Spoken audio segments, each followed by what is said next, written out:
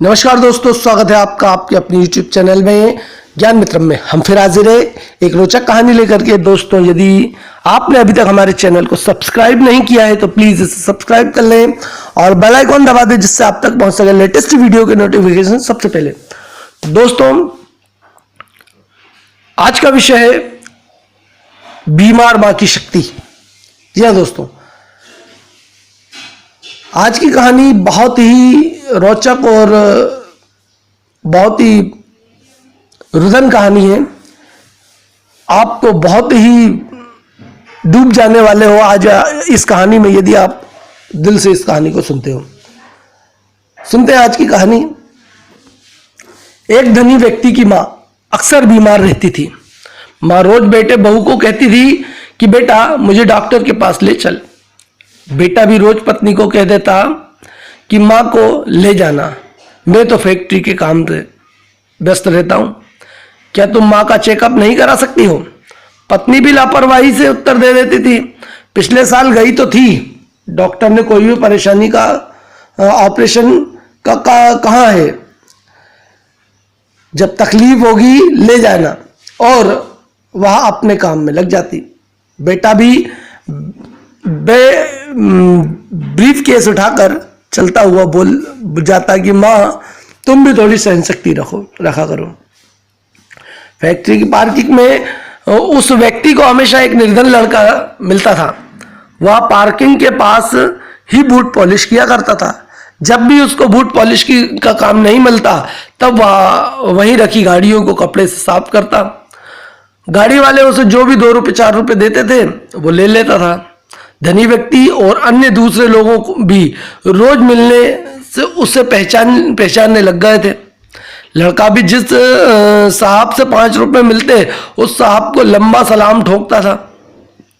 एक दिन की बात है, धनी व्यक्ति शाम को मीटिंग लेकर अपने कैबिन में आकर बैठा था।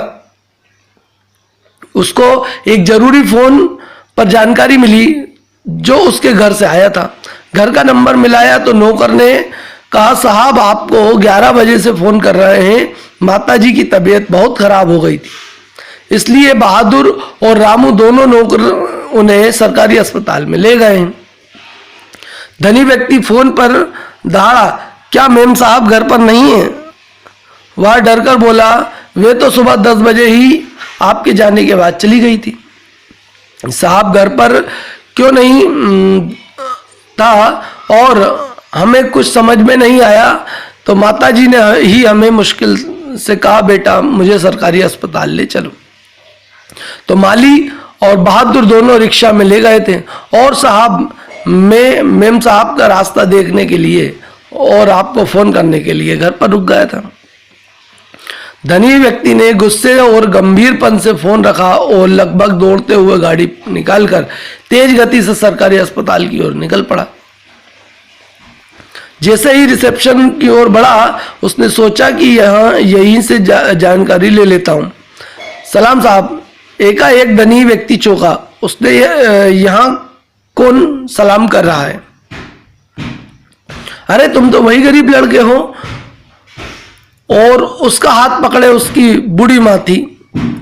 धनी व्यक्ति ने आश्चर्य से पूछा, अरे तुम यहाँ क्या बात है?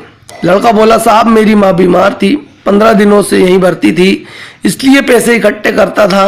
और ऊपर हाथ करके बोला, भगवान आप जैसे लोगों का भला करे जिनके आशीर्वाद से मेरी मां ठीक हो गई थी। आज ही छुट्टी मिली है, घर जा रहा हूं। मगर साहब आप यहाँ कैसे? धनी व्यक्ति जैसे नींद से जागा हो हाँ कहकर वह रिसेप्शन की ओर बढ़ गया।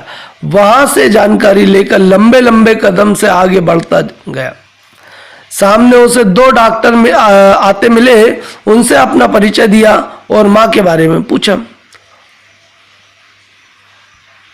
ओ I am sorry, she is no more. आपने बहुत देर कर दी, कहते हुए डॉक्टर आगे निकल गए। वह हारा सा सिर पकड़कर वहीं बेंच पर बैठ गया। सामने गरीब लड़का चला जा रहा था और उसके कंधे पर हाथ रखे धीरे धीरे उसकी मां जा रही थी। दोस्तों, इस कहानी से हमको ये शिक्षा मिलती है कि कभी भी किसी भी बात को इग्नोर ना करें, अपने बुजुर्गों, अपने माँ बाप का काम से पहले ध्यान दें और उनका पूरा पूरा ख्याल रखें, क्योंकि समय निकलने के बाद में वापस नहीं आता है। दोस्तों, यदि आपको आज की कहानी पसंद आई है तो लाइक करें, कमेंट्स करके हमको बताएं और सब्सक्राइब जरूर करें, और यदि अगर अच्छी लगती है तो इसे शेयर करें ताकि हर व्यक्ति इस कहानी से कोई ना कोई शिक्षा ले सके। दोस्तों, मिलते हैं एक नई कहानी के साथ। जब तक जय हिंद, जय भारत।